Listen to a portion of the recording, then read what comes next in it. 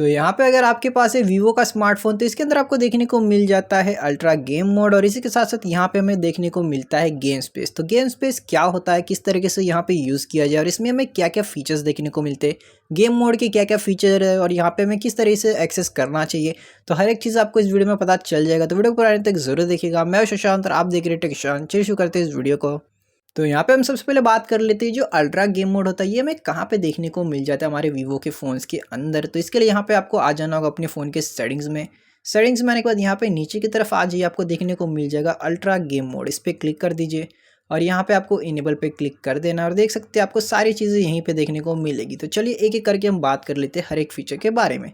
सबसे पहले यहाँ पे मिलता है सपोर्टेड गेम्स। तो यहाँ पे जितने भी गेम सपोर्टेड है अल्ट्रा गेम मोड को, यहाँ पे वो इनेबल्ड होते हैं पहले से, या फिर आपको समझ लीजिए इनेबल नहीं है तो बस आपको उस पर टैप करना और इनेबल कर लीजिए। तो इन गेम्स के ऊपर आपको गेम मोड देखने को मिल जाएगा और इसके नीचे आपको देखने को मिलेगा swipe sideways to bring up. तो ये जो गेम मोड होता है किस तरीके से आपको चाहिए तो यहाँ पे आप उसे तय कर सकते हैं। तो साइड से आपको देखने को मिलेगा स्वाइप करते वक्त, तो इसे आप इनेबल डिसेबल कर सकते हैं। इसके अलावा इसके नीचे सेक्शन में है सीन मोड का। तो ई स्पोर्ट्स मोड पहला ऑप्शन है। तो देख सकते हैं ई स्पोर्ट्स मोड में आपको काफ़ी सारे फीचर्स देखने को मिल जाते हैं जैसे कि enhance do not disturb, optimise control, optimise display, adaptive frame rate and temperature. तो यहाँ पे जो सपोर्टेड गेम्स है आपको देखने को मिलेगा और ये हमारे फ़ोन में जो डाउनलोडेड होते हैं उसी को ये शो करता है, अलग से यहाँ पे शो नहीं करेगा। उसी के नीचे यहाँ पे आपको देखने को मिल जाएगा ऑफ स्क्रीन ऑटो प्ले। तो ये ऑफ स्क्रीन ऑटो प्ले करता है। तो फिलहाल हमारे पास यहाँ पे कोई भी सपोर्टेड गेम नहीं है जो कि इसे इनेबल कर सके। फिर स्पेशल फीचर्स के सेक्शन में देखेंगे तो हमें गेम लाइट इफेक्ट देखने को मिलता है। तो यहाँ से आप इसकी जो ब्राइटनेस है इसे कंट्रोल कर सकते हो। तो इसमें क्या होता है जो हमारा डायनेमिक लाइट है उसे हम यहाँ पे कस्टमाइज़ कर सकते हैं गेम लाइट इफेक्ट के तौर पे। जैसे कि यहाँ देख सकते हैं कितना यहाँ पे ब्राइटनेस रहना चाहिए। एंटर गेम करेंगे तो पीछे की तरफ दिखेगा। फिर बैटरी सेवर मोड यहाँ पे देखने को मिलेगा। बैलेंस में अगर आप स्विच करेंगे तो वो देखने को मिलेगा। बूस्ट मोड में देखने को मिलेगा। तो ये काफ़ी अच्छा है, आप इसे भी इनेबल करके रह सकते हैं। फिर यहाँ पे हमें मिलता है 4D गेम वाइब्रेशन का। तो फिलहाल देख सकते हैं जो 4D गेम वाइब्रेशन है वो हमारा BGMI सपोर्ट कर रहा है। तो ये हर तरीके से यहाँ पे वाइब्रेशन सपोर्ट करता है। शूटिंग करते वक्त या फिर रेसिंग करते वक्त अलग अलग गेम्स में आपको देखने को मिलेगा। थोड़ा अच्छा यहाँ पे वाइब्रेशन की फीलिंग देखने को मिलेगी। फिर यहाँ पे हमें गेम काउंटडाउन ऑप्शन देखने को मिलता है। तो यहाँ पे आप किसी भी गेम का यहाँ पे काउंटडाउन देखने को मिलेगा। जो गेम यहाँ पे बैकग्राउंड में रन कर रहा है तो यहाँ पे उसके काउंटडाउन आपको देखने को मिल जाएंगे। फिर यहाँ पे ऑप्टिमाइज एक्सपीरियंस का एक सेक्शन देखने को मिलता है। तो इसमें आपको देखने को मिल जाएगा game sounds quality and effects. तो यहाँ पे गेम साउंड इफेक्ट्स के बारे में आपको देखने को मिलेगा। इसके लिए यहाँ पे आपको एक यहाँ पे आप कह सकते हैं ईयरबड्स आपको लगेगा, तब आप इसे कस्टमाइज़ कर सकते हैं। आपको जो साउंड एक्सपीरियंस है किस तरीके का देखने को मिलना चाहिए इफेक्ट्स में। फिर यहाँ पे ईयर कस्टमाइजेशन है। तो अपने एज के हिसाब से अपना जो ईयर कस्टमाइजेशन है कर सकते हैं। साउंड लेवल्स आपको किस तरीके का चाहिए तो अपने हिसाब से कर सकते हैं। फिर यहाँ पे आपको गेम पिक्चर इन पिक्चर का ऑप्शन देखने को मिलेगा। तो इसे भी आप इनेबल करके रख सकते हैं। तो यहाँ पे आप नीचे से स्वाइप अप करेंगे तो आपको यहाँ पे पिक्चर इन पिक्चर का ऑप्शन देखने को मिल जाएगा।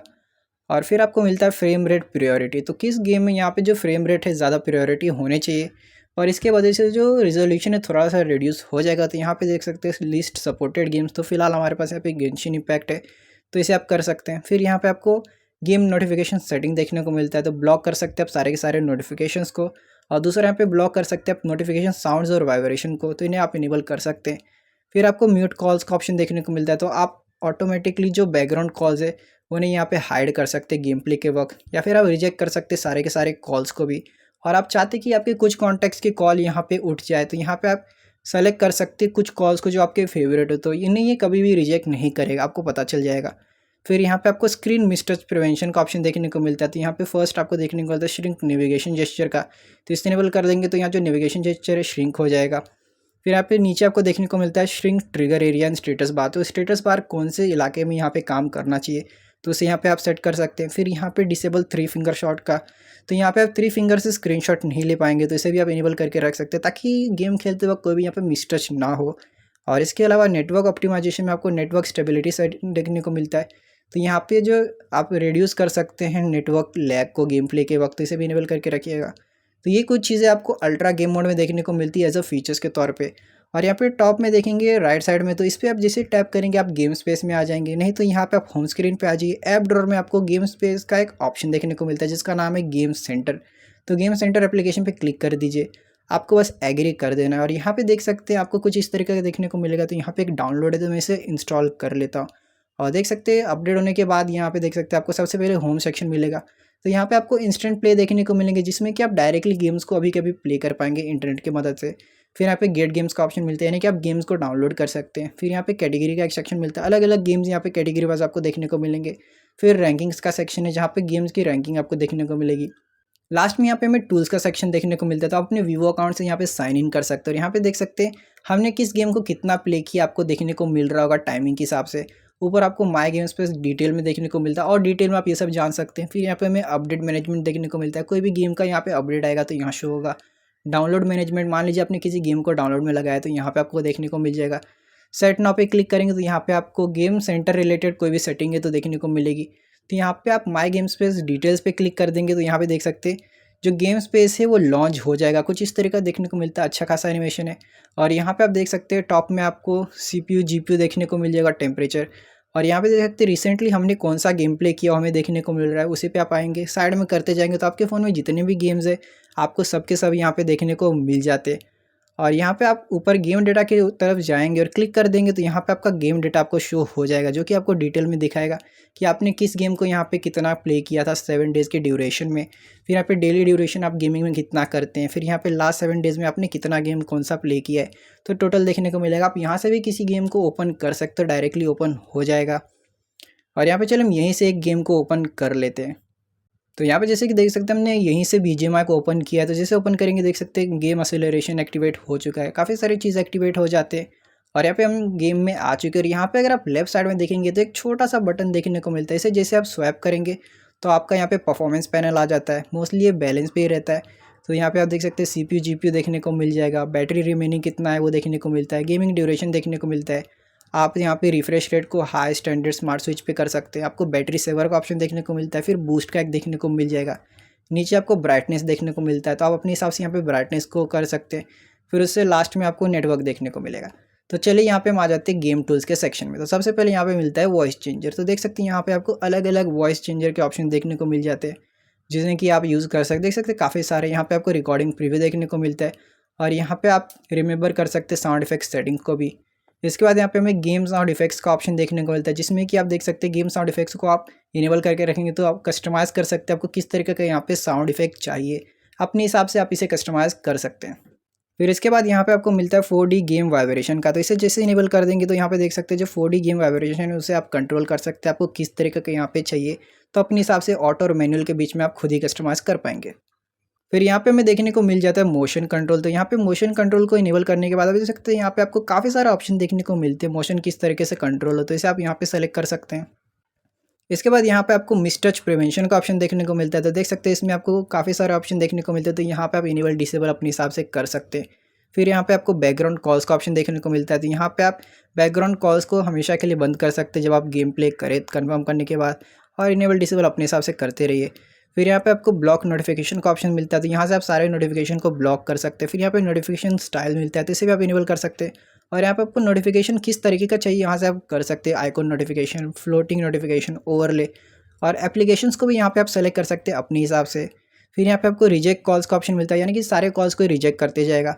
फिर यहाँ पे हमें दिखता है ब्राइटनेस लॉक, तो यहाँ से आप ब्राइटनेस को लॉक कर सकते हैं हमेशा के लिए पूरे गेम प्ले के वक्त। फिर यहाँ पे आपको ओरिएंटेशन लॉक देखने को मिलता है, जो कि आपके जो ओरिएंटेशन है फ़ोन का फिलहाल उसे लॉक कर देगा।